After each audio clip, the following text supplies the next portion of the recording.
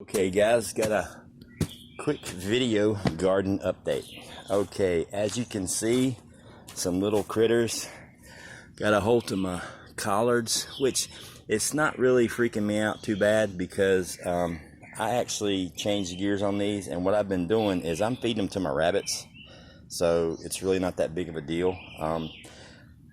Mainly because I have a buttload of collards already canned, and there's a guy right down the corner that has like a 4-acre garden, and he's called the Collard Man here in town, and he sets up in a parking lot right down the street all weekend and usually several days out of the week at dusk, selling massive bundles of collards for like $2. So I'm gonna start to produce my own all natural rabbit food. I'm going to seed some lettuce, some leaf lettuce, and some really good stuff that's good and healthy for the rabbits that literally doesn't cost me anything to grow other than the time that I put into putting it in the dirt. And I'm going to supplement their pellets with fresh greens, and I think they'll enjoy that a whole lot. The peppers, I mean, they're growing, but they're just so slow. I'm probably going to figure a way to get more nutrients into that soil. The collards, the squash, massive still. Obviously the rabbit manure one is just huge. Here's my problem. I'm getting crazy blooms, massive blooms every morning when I come out here to water and feed the rabbits. There's bees. I'm watching them pollinate, but as you can see the stems here, it's like they flower and they drop off. I've been doing some research. I think maybe they're just not getting enough oomph to really produce the fruit. I don't think it's the nutrients, because you can see this plant is doing great. What I think it is a lack of water. I honestly think it's maybe a lack of water. So I'm going to double up on the amount of water these guys are getting and see if that helps. If not, I'm going to try to supplement with maybe more rabbit manure. Maybe I'm not using enough because I've never done it before. It's a learning process. We all know that. I put a couple of peppers in the ground. Found them at the store pretty cheap. This is a cayenne. It's growing pretty good. There's no peppers yet. That's a sweet banana pepper. This is the cayenne, and it's producing like crazy. I mean, we've already eaten 2 off of here, and we just got it last week, and I counted them a while ago. There's 13 peppers on here growing right now in various different stages. So, and it's still flowering, so it's doing good. The potatoes, man, the Frankensteins, they're just doing whatever they want to do. I'm over trying to keep them up. I'm just, I make sure they got water. I got the soil covered so no sunlight can get to the tubers and turn them green and make them poisonous. So right now I'm just keeping them watered. I was hoping to have some blooms. I don't yet. These things have been in the dirt. The first of the month will be 3 months that they've been in the dirt, 90 days. So sometime between now and 30 days from now, they should flower. They should die off, and they should produce some potatoes. Keep your fingers crossed. Otherwise, it was a really cool experiment, and hopefully I get a few potatoes and I can adjust my mix. Now for the really interesting part, which brings me to another experiment I'm going to do, is the tomatoes. Okay, the tomatoes are doing really good. These were the soil tomatoes with rabbit manure. They were looking a little paler than the other ones, you know that, and I was getting flowers but no fruit. So what I did is I made up some rabbit tea in a bucket. I just put some manure and some water and stirred it up, and I let it sit for a few days, and then I watered each of the 3 of these with that rabbit concoction tea water. And immediately, like literally the next morning when I came out and checked them, I've got, boom, tomatoes on here, finally. They're really starting to flower. They look a little bit more healthier. You can see the difference in the color. It's getting darker with the new growth versus the old growth. So basically they weren't getting enough nutrients. Tomatoes need a lot, and they sucked out all the nutrients from the soil really, really quick. They used all their energy to grow, but they need more energy to produce the flowers. Interestingly enough, these manure ones actually produce fruit quicker than the hydroponics experiment. These things are still beautiful, don't get me wrong. They look great. They're putting out flowers. Except for, yeah, look at how pathetic this thing looks. I thought it was a disease of some kind because the leaves had some brown spots on them. This plant here's starting to look a little rough like this one did a couple days ago. This one still looks okay. But here's what I've figured out, at least what I think happened. This one started fruiting. You can see it's got 2 tomatoes on it. And I think what happened is in the last month and a half that these things have been in this nutrient water, they've sucked up all the nutrients. So now it comes to the flowering stage and there's no more food in this nutrient solution. That's why this one's starting to look rough. Probably in a couple days, if it puts fruit, it's going to look starved like this one. And this one will more than likely follow suit. So what I'm going to do just to test this experiment, I'm going to refresh the solution in this bucket. I'm not going to touch this one and see if it takes a turn for the worse and see if I can revive this one, because it looks completely dead, but we're going to see how tough this bastard is. Excuse my language. I'm going to refresh the nutrients, and what I've done is I've just mixed up a couple of gallons, because you don't want to fill it all the way back up with 5 gallons, because this thing grows air roots is what they're called. See these sideways, the roots that are growing sideways, the short ones right there?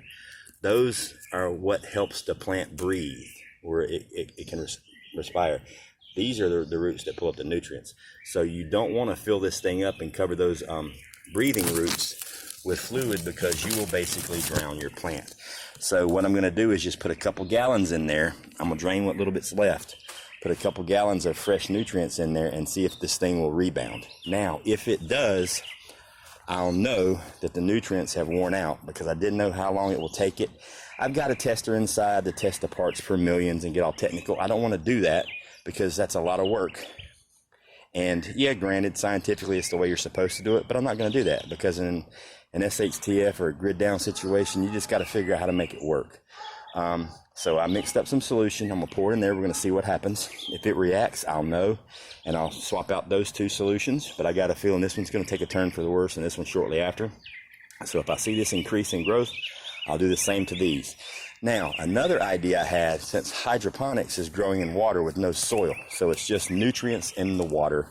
The plants sit there completely submerged. They don't get root rot, and they do fine until it runs out of nutrients. Then it looks like it's drowning like this one. So why not just water your soil plants with the hydroponic nutrient solution?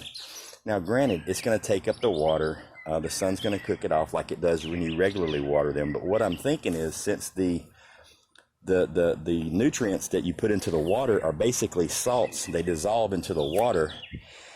When the water goes away, you're basically dehydrating the solution, so those salts will remain. If I dehydrated that water right there, all of the nutrient solution that I put in there is going to end up in a powdered form or crusty form in the bottom of that jug. I firmly believe that scientifically. That being said, I should be able to water these with a nutrient solution, maybe, a 50% strength once a week, maybe a half gallon in each one once a week. And the soil should soak up those nutrients, and it should rejuvenate this soil and feed these plants.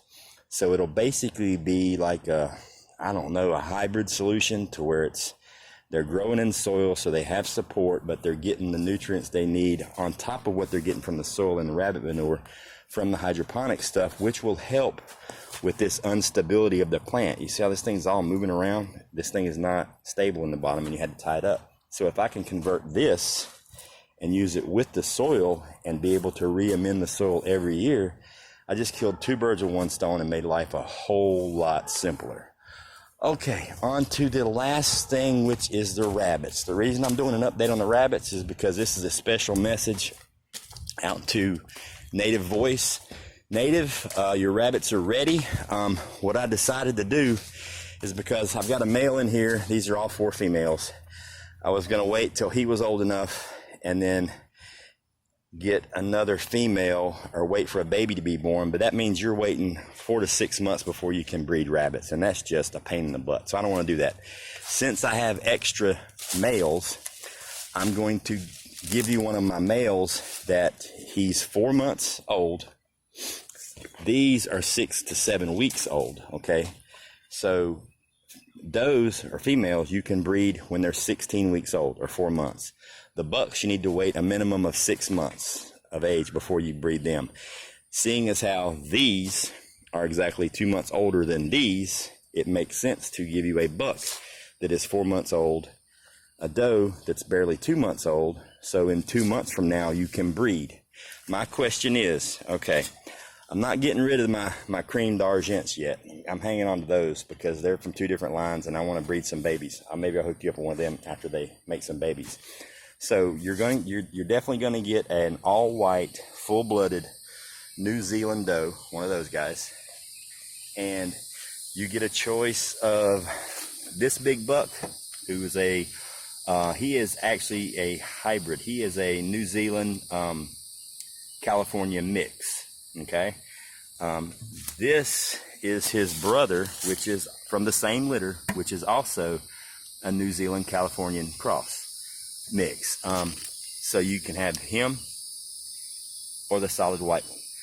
I wanted to offer you the options because if you take him and you take her, there's a good chance that a whole bunch of your babies are always going to be solid white with pink eyes.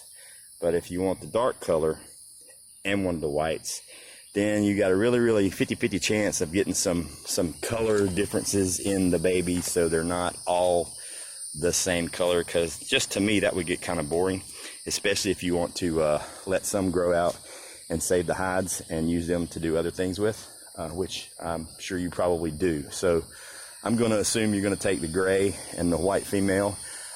Hit me up on the chat, email or whatever. Let me know which ones you want. They're ready whenever you are. We can hook up.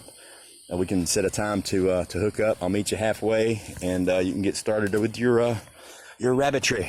Other than that, that's the update for today. And I'm going to try to save this tomato's life, and I will let you guys know how it works out. And I'm going to definitely take one of these and start giving it some hydroponic nutrients in the soil and see what happens.